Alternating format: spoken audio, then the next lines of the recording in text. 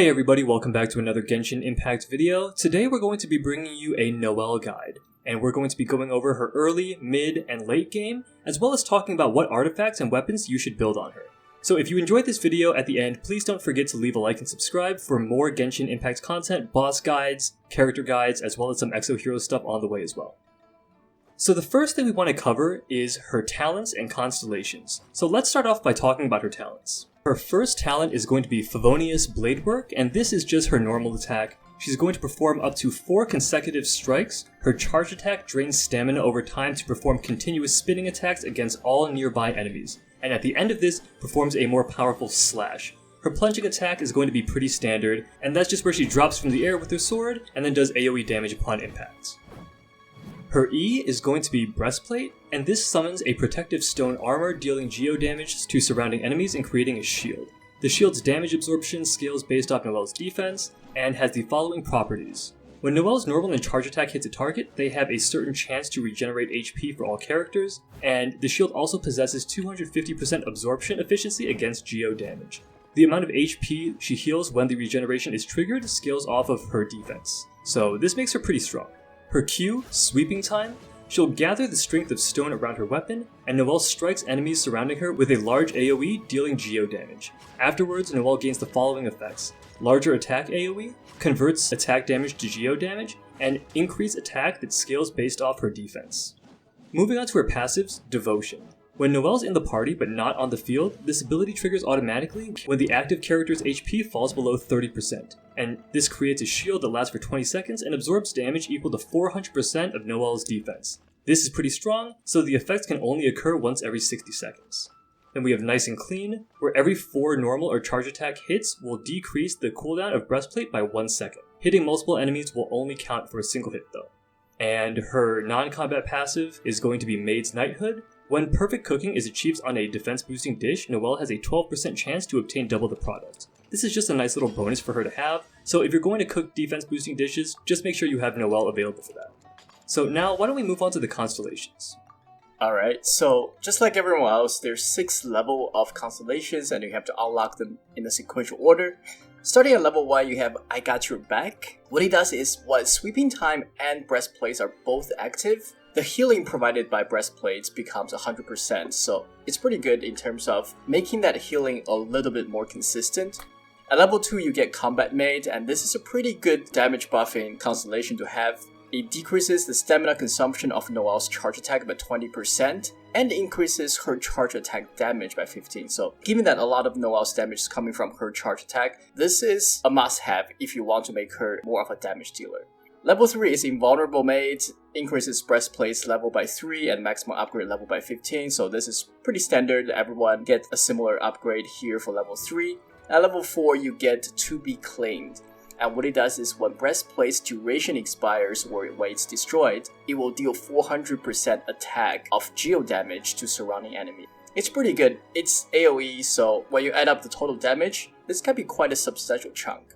Level 5 is again another generic constellation. It increases this time your elemental burst level by 3 and increases the maximum upgrade level to 15. And lastly, if you somehow get to the constellation level 6, you will have the Must Be Spotless. And what it does is Sweeping Time increases Noelle's attack by additional 50% of her defense. And that is huge because we all know that Noelle is most likely going to have a lot of defense. And additionally, every enemy killed by this skill will increase the duration of her Q by 1 second, and it can stack up all the way to 10 seconds. So again, for level 6 constellation, this is very strong, and if you do somehow manage to get to this level, it's pretty good return of value. But with that being said, let's talk about how to use Noelle throughout the different phases of the game, starting with early and mid game. So, if we were to describe Noelle with some keywords, we would call her a tanky bruiser support, and she's able to do just about everything at a respectable level. Because her damage scales off defense and she also has healing utility, she's a great option for the early game if you're lacking Barbara or a tank hero. So first, let's focus on her damage potential. Noelle's kit packs a punch, especially when the fight drags out. Most of her damage comes from her elemental burst empowered auto attacks, specifically when you could land a fully charged charge attack. More importantly, Noelle's elemental burst damage amplifier scales off her defense as we've mentioned before, which is a pretty unique element in this game. That means that she's one of the rare heroes that can build tanky, that can build defense, while not sacrificing her damage output. With that having been said, Noelle is much more about being a damage threat and being on that front line with her elemental skill, and she can also provide decent utility for the team through some of her passives and constellations.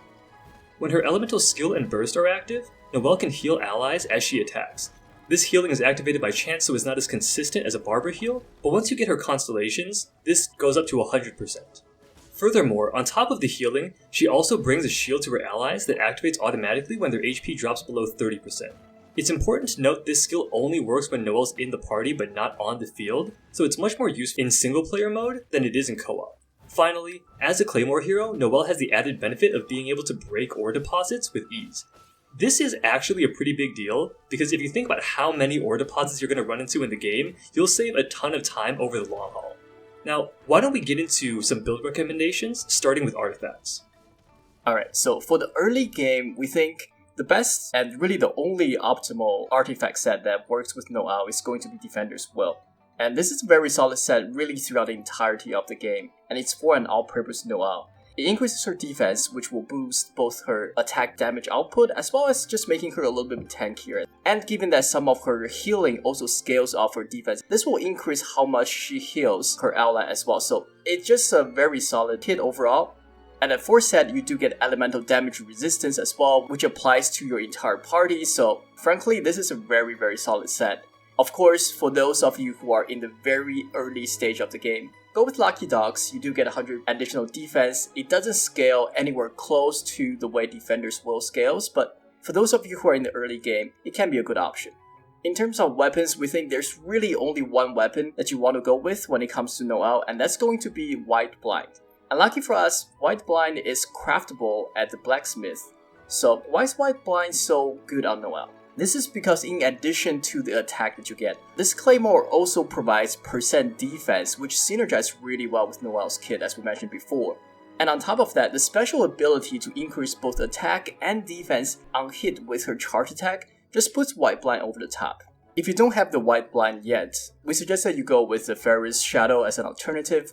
What it does is it does increase your auto attack and charged auto attacks damage, which is pretty solid given that those are going to be the main source of damage for Noelle. And more importantly, Ferris Shadow is a 3-star weapon. You can get it to a higher level of refinement relatively easily. But with that being said, let's move on and talk about how to use Noelle in the later stages of the game. Sure, so late game, Noelle is actually going to be quite useful for farming high-level domains, which is a big part of progressing and getting those artifacts and ascension materials you'll need to level up your heroes.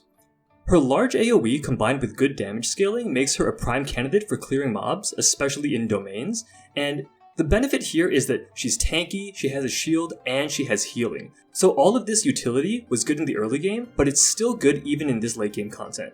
For these purposes, we think that there are a couple of important constellation breakpoints that you need to hit, specifically level 2 constellation. Combat Maid is key to Noelle's late game success, as it will allow her to use her charge attack more often and do more damage with it.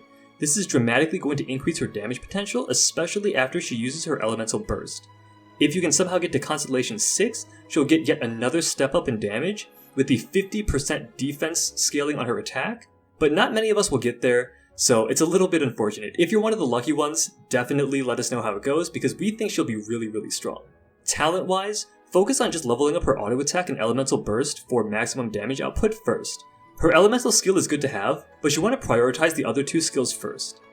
While she shines in domains in Spiral Abyss, she lacks the burst damage to be a top tier hero for weekly bosses like Wolf or Storm Terror. Bursty heroes like Diluc would probably be much better options.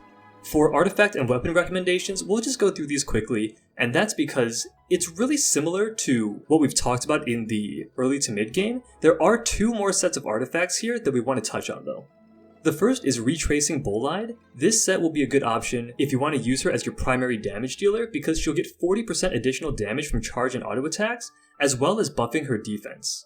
Lastly, if you want to use her as more of a setup, swap in, swap out hero, then go with Archaic Petra for the party-wide damage increase.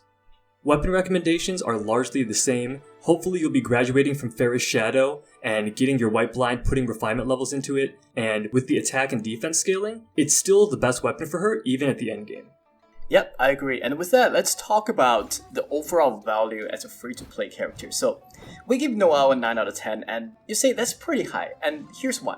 With Noelle, first of all, she is a 4-star hero, so you will be able to get her fairly easily, and maybe get copies of her as well to level up those constellations.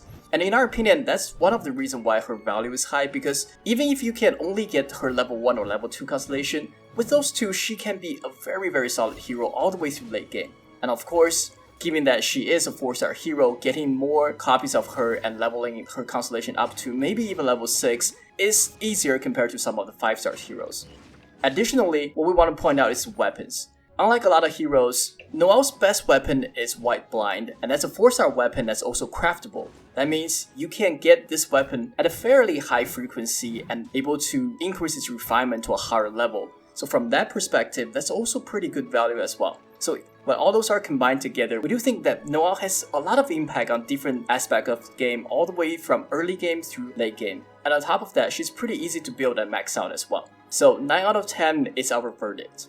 But with that being said, that's going to be our guide for today on Noelle. Hopefully you guys enjoyed it. Hopefully you guys learned a couple of things from this. If you did, please leave a like and subscribe. We'll be doing more videos like this, both on Genshin Impact as well as Exo's Heroes. So stay tuned for those. And with that, we'll see you in the next episode. Peace.